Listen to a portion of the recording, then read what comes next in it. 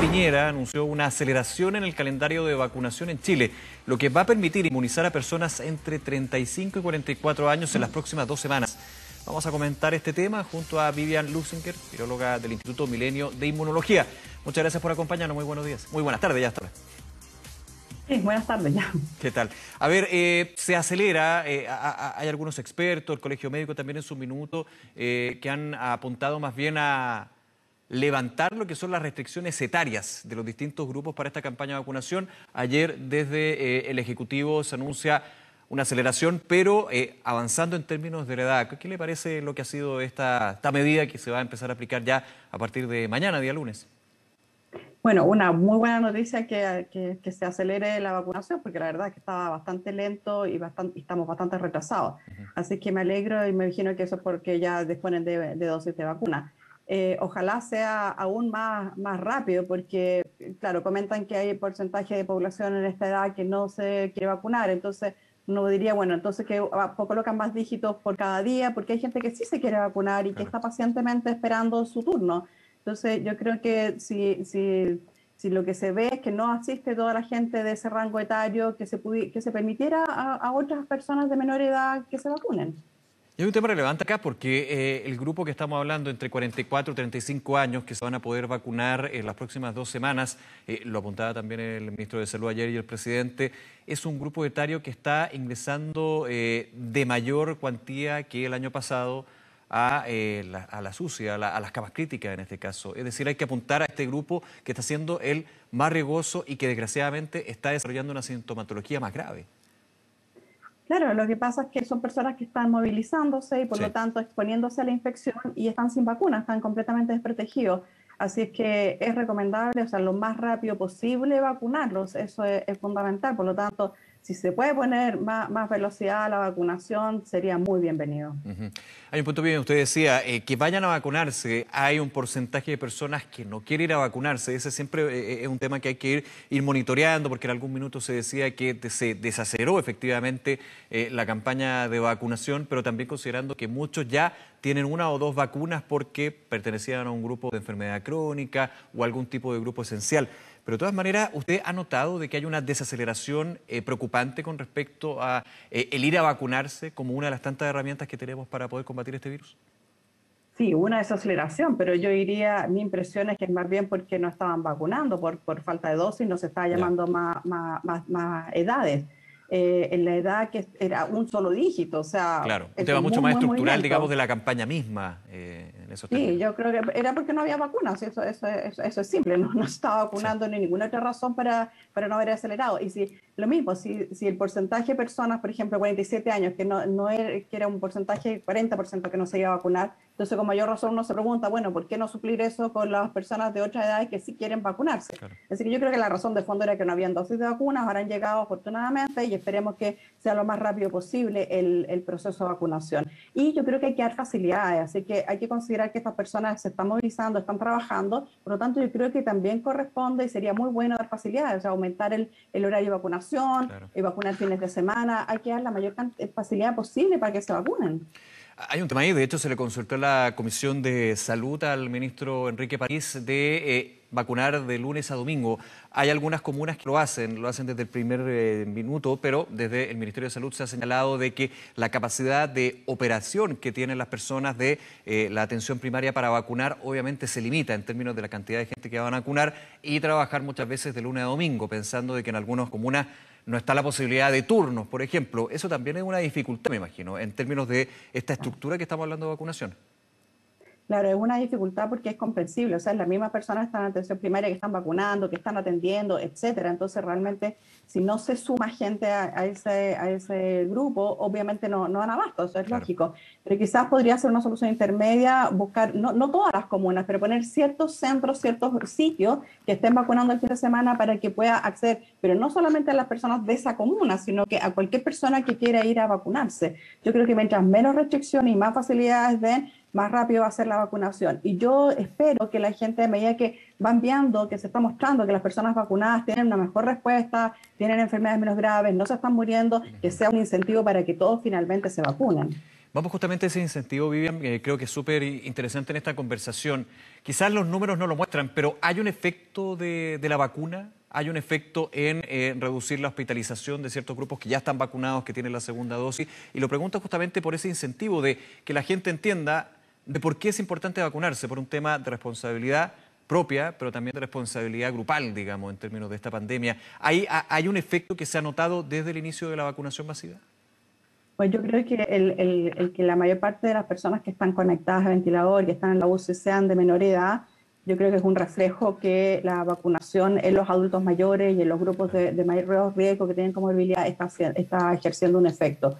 Yo creo que eso, pueden haber otros factores, obviamente, no debe ser lo único, pero yo creo que eso es una muestra de que que la vacuna sirve, que la vacuna realmente disminuye la enfermedad grave, que la vacuna realmente disminuye la mortalidad. Así que yo sí creo que ese es debiera ser un argumento más que convincente para las personas gracias a la vacuna de que esto realmente sirve. Las cifras que dio el Ministerio de Salud Sí. también, de que es efectiva la vacuna. Claro, porque se ha notado, o sea, hay en grupos que ya por autonomía ya tienen la segunda vacuna, se reduce en ese grupo etario o con enfermedades crónicas, se reduce la hospitalización y la llegada a una cama crítica y la eventualidad también de fallecimiento. Desgraciadamente tenemos por sobre 100 fallecidos diarios y eso se refleja en los 9.000, 8.000, 7.000 contagios nuevos que se dan durante las últimas semanas. Pero cuando uno va al grupo objetivo, uno podría hacer el cruce de alguna manera y pensar que ese grupo, y por eso también la necesidad de acelerar la vacunación, no tiene las 2 dosis. Y ahí está el mayor argumento y el más clave, digamos, para ir a vacunarse. Claro, pero tú tienes toda razón, o sea, es un argumento más que suficiente y más que fuerte el que las personas que se están enfermando más en este momento son aquellas que no han sido vacunadas. Por lo tanto, es un llamado a todos, o sea, la vacuna es muy importante. Tú decías, es una protección individual, pero también es una protección grupal, porque por eso es que alto costo es cuando uno se enferma, cuando el costo emocional, social, monetario, enfermarse y además fallecer, o sea, eso es bastante grave. Y si tenemos una muy buena herramienta para ayudar a disminuir esto, hay que usarla. Hay un punto, lo hemos repetido varias veces en distintas conversaciones, Vivian, es una herramienta, pero no es la única herramienta y sobre todo por un tema en particular. Según los datos, lo que se ha ido manejando en términos de las distintas vacunas va reduciendo en aquellos que tienen la segunda dosis la posibilidad de ser hospitalizados, pero obviamente igual hay un porcentaje de eventualmente contagiar a otros, como con tantas otras vacunas se hace. Eso es súper importante tenerlo en cuenta y para mantener, me imagino, lo que son las medidas de autocuidado hasta durante todo este año por lo bajo y quizá el próximo también. Sí, eso es muy, muy importante. La vacuna es una herramienta que ayuda, pero no puede ser sostenido todo el control de la epidemia en ella, por ningún motivo. Ahora, todas las vacunas que se están utilizando contra el SARS-CoV-2, ninguna evita al 100% que las personas vacunadas se infecten. Claro. Y uno no sabe si estoy vacunada, soy yo la que se va a infectar o no. Por lo tanto, todos los vacunados deben estar actuando, usando la mascarilla, manteniendo el distanciamiento físico como si no hubiesen sido vacunados. No vamos a lograr el control de la epidemia solo con la vacuna, tenemos que seguir ejerciendo las otras acciones. Porque, insisto, primero, la vacuna no es mágica ni instantánea, así que hay que esperar un tiempo para que la respuesta inmune que desencadena funcione. Eso primero que todo. Y segundo, no evita el 100% de las infecciones. Hay personas vacunadas que se van a infectar, van a excretar el virus y por lo tanto van a infectar a otros. Es menor el porcentaje, es menor el tiempo que infectan que aquellos no vacunados, así que igual contribuye, pero hay que considerar que eso ocurre. Y hay un factor que también me imagino refuerza esta idea de que el autocuidado es la otra vacuna que tenemos a disposición. Durante la semana, desde BioNTech, de la vacuna Pfizer-BioNTech, se habla preliminarmente de la posibilidad de que haya que incluir una tercera vacunación que uno entendería más bien, que si pasan 9 meses o un año sería una campaña anual de vacunación como por ejemplo vivimos con la influenza. Es decir, porque hay datos que indican que la inmunidad va decreciendo. Esto obviamente también en un proceso de vacunas que estamos todavía viendo los efectos. Eso llama, me imagino, Vivian, a su juicio, a tener mayor consideración de que el autocuidado es también una herramienta que hay que tener muy presente. Sí, es absolutamente esencial. Si las cosas de una no funcionan, aquí es una sumatoria de elementos. Es absolutamente fundamental seguir con el distanciamiento físico, seguir utilizando mascarilla. Ahora, no tiene nada de extraño que se pueda requerir otra dosis. Eso es común, sobre todo en este tipo de vacunas que son lo que llamamos inactivadas, o sea, que no tienen el virus que replican dentro del individuo. y también es natural y es normal la respuesta. Los elementos de la respuesta inmune que se desencadenan por la vacunación, por la infección natural, van disminuyendo en el tiempo. Eso es lo habitual. En uno es más rápido que otro porque depende de cuánto sea el estímulo. Y lo que se hace ahí, que tenemos también la opción, es que se hace una dosis de refuerzo para nuevamente llegar a buenos niveles de los elementos de la respuesta inmune. Así que eso es habitual. Yo creo que es muy probable, considerando la experiencia con virus respiratorios previos y otros como coronavirus, que se requiera una dosis de vacunación de refuerzo que puede ser anual. Y además es importante también porque eso permitiría ir incluyendo las variantes que están circulando, así como se hace una vigilancia mundial del virus influenza. Yo creo que eso va a quedar establecido, una vigilancia mundial de este coronavirus.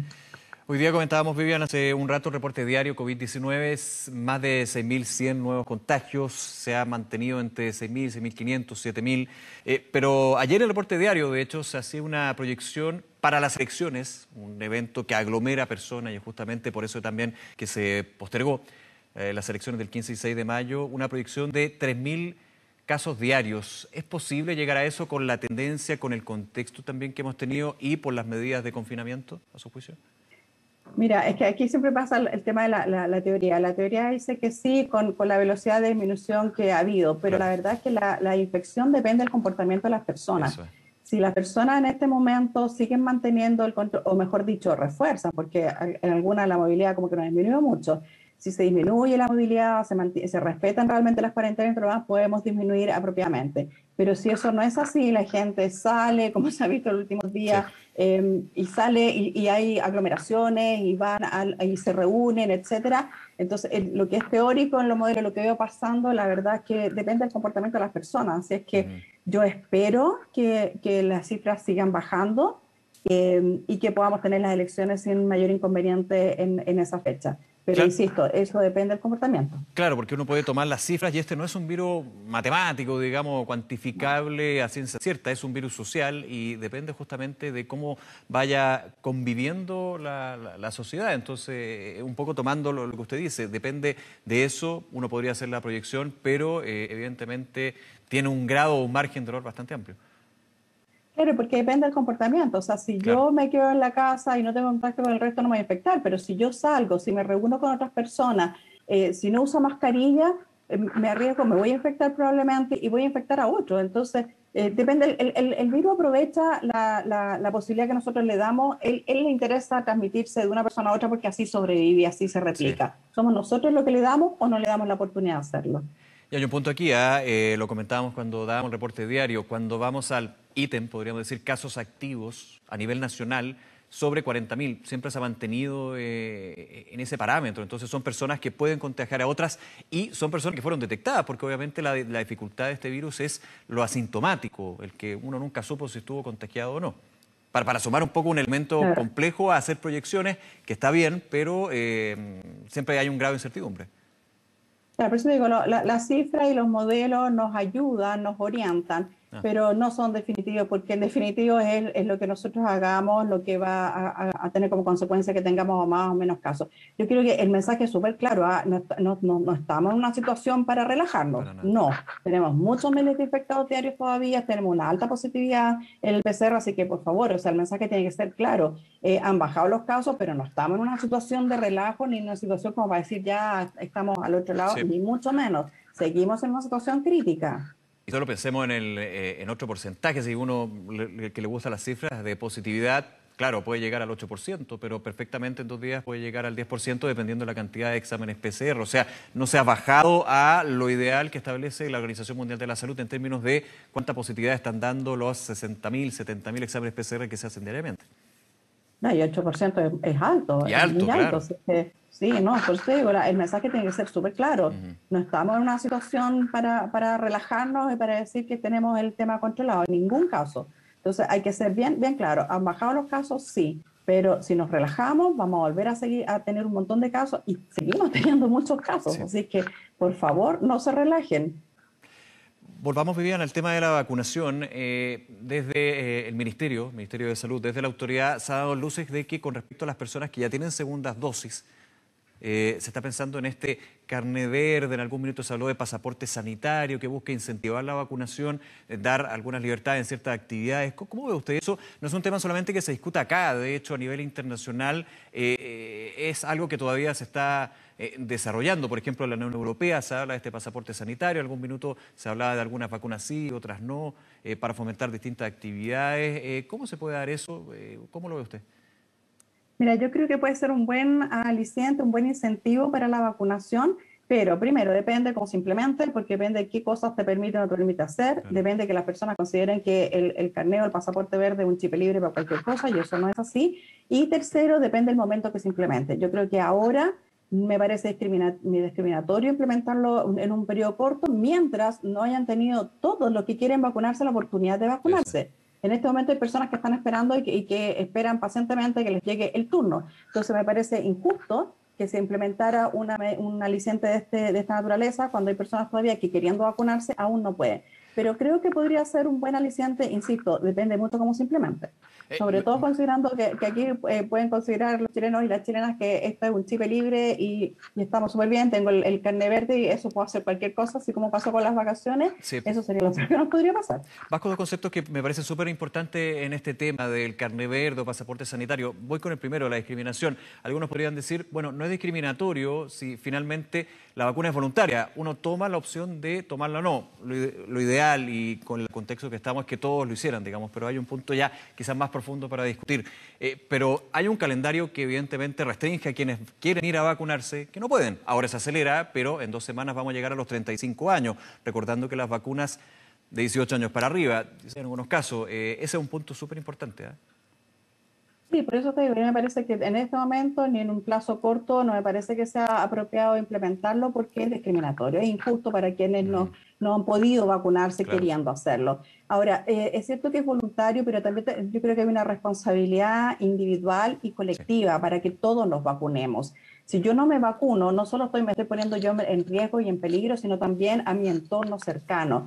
Así que a mí me parece, yo soy partidaria de los refuerzos positivos y creo que si siendo voluntario, si uno lo ha hecho, merezca un premio. Así que fíjate que no, yo estoy de acuerdo con el refuerzo positivo y ojalá eso sea un incentivo también para que las personas que no quieren vacunarse se vacunen. Yo entiendo que podría haber miedo, podría haber susto, pero ya he demostrado con todos los millones de vacunados que hay en nuestro país, yo creo que las vacunas ya han demostrado que son seguras y que sirven. Entonces, yo creo que cuáles serían los argumentos para no vacunarse, no sé, que te dé miedo el pinchazo, pero bueno, más miedo de estar Sí, hospitalizado, intubado, porque eso es bastante más terrible que un pinchazo. totalmente de acuerdo. Vivian, se nos acaba el tiempo. Muchísimas gracias por esta conversación. Que esté muy bien, buen día.